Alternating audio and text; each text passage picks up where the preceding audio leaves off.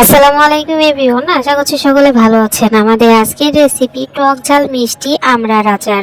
আশা করছি আপনাদের সকলের কাছে ভালো লাগবে এবং সহজও লাগবে। আমাদের আজকের সহজ রেসিপি আপনাদের সকলের কাছে ভালো লাগলে অবশ্যই আমাকে একটু ভালোবাসা দিয়ে যাবেন। আর এইভাবে আমড়ার আচার বানালে কিন্তু পুরো 1 বছর আপনারা সংরক্ষণ করতে পারবেন। এখন যেহেতু আমড়ার সিজন চলছে, তো ইজি প্রসেসে আপনারা এরকম আচার তৈরি করে কিন্তু সংরক্ষণ করে নিতে পারেন। তো কথা না বাড়িয়ে চলে যাচ্ছি আমাদের মূল রেসিপিতে। তো আমড়ার আচার তৈরি করার জন্য আমি এখানে আধা কেজি মতো আমড়া নিয়ে নিয়েছি। আর খুব সুন্দর করে আমি খোসাটা ছাড়িয়ে তারপর ধুয়ে পরিষ্কার করে নিয়েছি।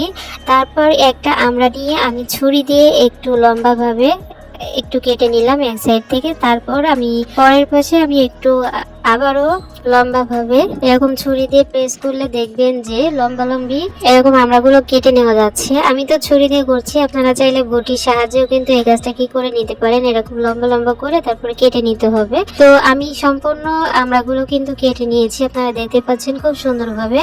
আর আঠি যে আছে, আঠি থেকে আমি এক চির আমড়া রেখে তারপরে আঠিটাকে নিয়েছি, তবে আপনারা আঠিটা বাদ দিতে পারেন। তারপর এর মধ্যে দিয়ে দিব 1 চামচ লবণ, দিয়ে দিব হাফ চামচ হলুদের গুঁড়া, তারপর হাফ চামচ লাল মরিচের গুঁড়া। এই সব কিছু দিয়ে আমি খুব সুন্দর করে হাত দিয়ে একটু মেখে নিব। খুব সুন্দর করে কিন্তু মেখে নিতে হবে। আর আমের সুন্দর একটা কালার করার জন্য আপনাদের এই প্রসেসটা কিন্তু একেবারেই ফলো করতে হবে, কোনোভাবেই স্কিপ করা যাবে না। তো অবশ্যই আমি যা যা দিচ্ছি অবশ্যই আপনারা তাই তাই ব্যবহার করার চেষ্টা করবেন, ঠিক আছে। আমড়াটা যখন খুব সুন্দর করে মাখানো হয়ে যাবে তখন আমি চলে এসেছি চুলায় একটা পাত্র বসিয়ে দিয়ে তার মধ্যে আমি এই যে দেখতে পাচ্ছেন আমি 2 কাপ দিয়ে দিচ্ছি হলো সরিষার তেল। আমি মেজারমেন্ট কাপ দিয়ে মেপে 2 কাপ দিচ্ছি, তবে আপনারা চাইলে এখানে 1.5 কাপও কিন্তু দিতে পারেন। তবে আচারে একটু বেশি তেল হলে কিন্তু সমস্যা নেই, একটু বেশি তেল দেওয়ার চেষ্টা করবেন, তাহলে আচারটা কিন্তু খুব সুন্দর হবে এবং সারা বছর সংরক্ষণ করতে পারবেন, ঠিক আছে। তেলটা যখন একটু গরম হয়ে যাবে তখন আমি এখানে দিয়ে দিব মাঝারি সাইজের একটা রসুন, আমি লম্বা করে তারপর মাঝখান থেকে কেটে নিয়েছি, মানে 2 ভাগ করে নিয়েছি, সেটাই আমি এখানে দিয়ে দিলাম, আপনাদের আমি দেখিয়েও দিলাম। তারপর এখানে দিয়ে দিব 2টো তেজপাতা ছিঁড়ে দিয়েছি, তারপর 4-5টা মরিচ আমি এখানে দিয়েছি। এইগুলো দিয়ে আমি একটু নেড়ে চেড়ে নিব। আর খাঁটি সরিষার তেলটা কিন্তু আমি এখানে ব্যবহার করেছি, যেহেতু খাঁটি সরিষার তেলটা আমি এখানে ব্যবহার করেছি এজন্য এই যে দেখতে পাচ্ছেন, মানে আমি চুলার আঁচটা কিন্তু খুবই কম রেখেছি, তারপরও তেলটা গরম হয়ে অনেক বেশি ফেনা কিন্তু তৈরি হয়েছে। তো আমি আসলে বুঝতে পারছিলাম না যে মানে আমাদের যে গোটা মশলা এগুলো আসলে হয়েছে কিনা। যাই হোক, আমি তো ফেনার জন্য বুঝতে পারছি না। তো আমি কোনো রকমে একটু নেড়ে চেড়ে আমি এখানে দিয়ে দিলাম 1 চামচ সরিষা বাটা দিয়েও আমি শুধুমাত্র একটু নেড়ে চেড়ে নিয়েছি। নেড়ে চেড়ে নেওয়ার পর তারপরে আমি আগে থেকে যে আমড়াটা আমি খুব সুন্দর করে মেখে রেখেছিলাম সেই আমড়াগুলো আমি এখানে দিয়ে দিলাম। আমড়া দেওয়ার পরপরই দেখা যাচ্ছে যে তেলের যে একটা বুদবুদ, মানে তেলটা ফুলে কিন্তু ডাবল হয়ে গেছিলো, সেটা কিন্তু আর নাই। তো যাই হোক, আপনারা সরিষা বাটা দিয়ে কিন্তু খুব সুন্দর করে নেড়ে চেড়ে তারপরে আমড়াটা দিয়ে দিবেন। আর সরিষা দেওয়ার পর খুব বেশি কিন্তু নাড়াচাড়া করা যাবে না, তাহলে কিন্তু তিতে হয়ে যাবে, ঠিক আছে। যাই হোক, আমি আমড়াটা দিয়ে তেলের সঙ্গে খুব সুন্দর করে নেড়ে চেড়ে নিলাম।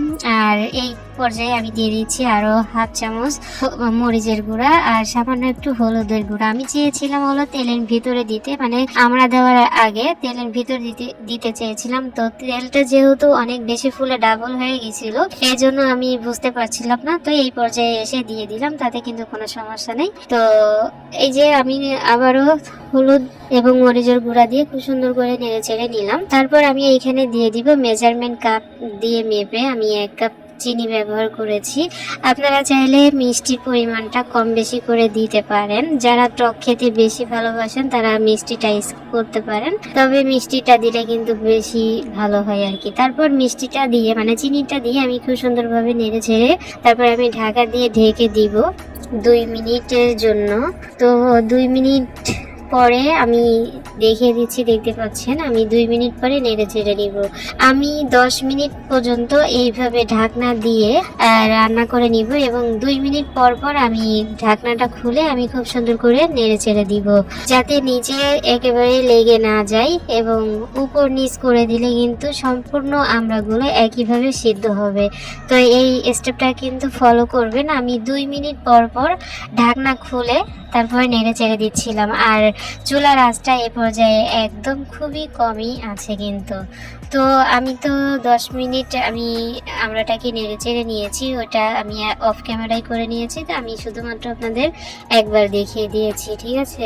তো 10 মিনিট পরে দেখতে পাচ্ছেন আমাদের আমড়ার কালারটা চেঞ্জ হয়ে গেছে, আর ইতিমধ্যে অনেকটাই কিন্তু আমাদের আমড়া সিদ্ধ হয়ে গেছে। আপনারা যদি একটু লক্ষ্য করেন, আমি দেখিয়ে দিচ্ছি, তাহলেই কিন্তু বুঝতে পারবেন, ঠিক আছে।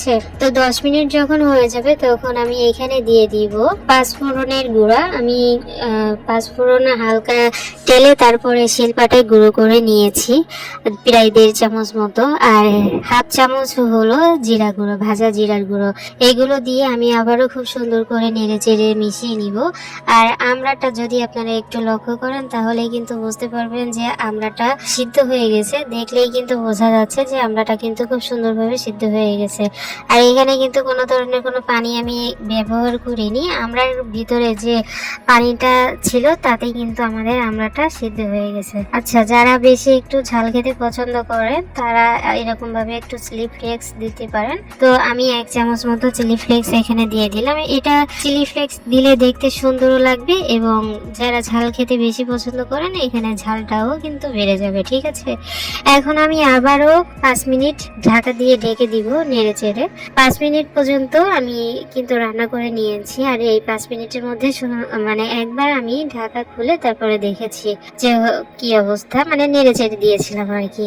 তো 5 মিনিট পরে দেখতে পাচ্ছেন আমাদের প্রথমে যে তেল দেওয়ার পরে যে একটা বুদবুদ তৈরি হয়েছিল, মানে ফুলে ডাবল হয়ে গেছিল, এইখানে এসে সেটাই দেখা যাচ্ছে। তার মানে বোঝা যাচ্ছে যে আমাদের আচারের মধ্যে কিন্তু কোনো ধরনের এক্সট্রা পানি নেই। যদি পানি থাকতো তাহলে কিন্তু এরকম তেল আবারও পুনরায় ফুলে যেত না। তেলের দেখলেই কিন্তু বোঝা যাচ্ছে যে তেলটা কিন্তু ফুলে যাচ্ছে, ঠিক আছে। তো যাই হোক, আমাদের আমড়ার আচার কিন্তু অলরেডি হয়ে গেছে। তো নামানোর আগে আমি এখানে ভিনেগার দিব 2 চামচ মতো।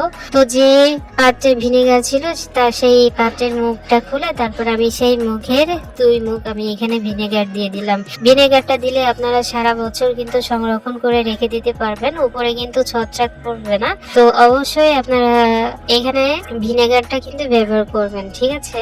তো আশা করি বুঝতে পেরেছেন। তো আমাদের আমড়ার আচারটা কিন্তু হয়ে গেছে। আর আচ্ছা, আমি আপনাদের একটা কথা বলে রাখি, যেখানে আমি চিনিটা ব্যবহার করেছিলাম সেখানে আপনারা চাইলে একটু তেঁতুলের কাঠ কিন্তু ব্যবহার করতে পারেন, যেটা আমি স্কিপ করে গেছি, মানে আমি দিইনি আর কি, ঠিক আছে। আপনারা চাইলে কিন্তু দিয়ে দিতে পারেন। তো যাই হোক, আমাদের আমড়ার আচারটা কিন্তু হয়ে গেছে দেখতে পাচ্ছেন। তারপর আমি চুলাটা বন্ধ করে তারপর ঠান্ডা করে নিব। তো চুলা থেকে নামিয়ে আমি অনবরত একটু নেড়ে চেড়ে তারপর ঠান্ডা করে তারপর আমি আপনাদেরকে একটু পরিবেশন করে দেখিয়ে দিচ্ছি যে আমাদের আমড়ার আচারটা কতটা সুন্দর হয়েছে, কতটা পারফেক্ট হয়েছে, এতটা মজার হয়েছিল, যেটা মানে আমি তো আগে কখনো আমড়ার আচার বানাইনি, এটাই হলো ফার্স্ট টাইম। তো অনেক মজার হয়েছিল খেতে। আমার ইচ্ছা করছিল আমি বারবার খাই, কিন্তু আসলে সেটা সৌভাগ্য হয়নি, সামান্য একটু পেয়েছি। আর ঘরে তো সবাইকেই দিতে হয়।